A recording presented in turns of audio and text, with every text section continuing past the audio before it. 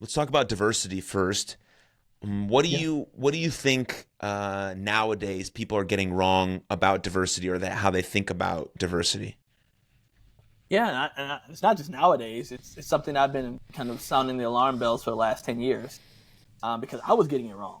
That I was talking about diversity and inclusion, and just as it relates to the big three, right? And when I said the big three, no, I'm not talking about, uh, Steph, KD, and Draymond, or whoever you want to put in the big three. But I meant like race, gender, and identity. And that's often when it's talked about, talked about that way. And from a lot of people, including myself many years ago. And the reason I knew this, because even in 2020 primaries, I remember the people come on the TV screen. It's like, we've just been to Iowa. We're headed to New Hampshire. But wait till we get to the more diverse states. And I remember screaming at the screen, like, no, because I've been to Iowa and New Hampshire. They're very diverse. The question is, what type of diversity are we talking about?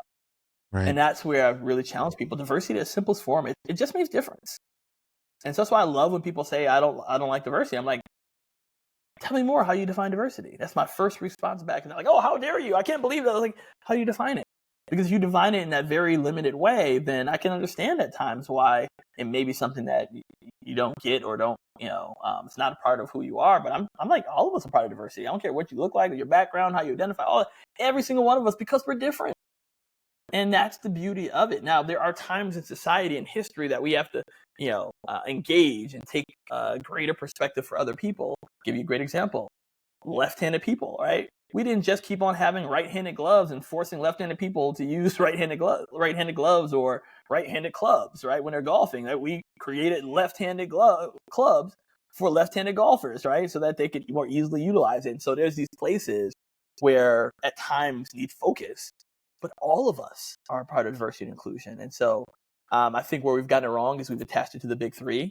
I think where we've also gotten it wrong is that we've made it some big thing that requires this humongous, gregarious effort.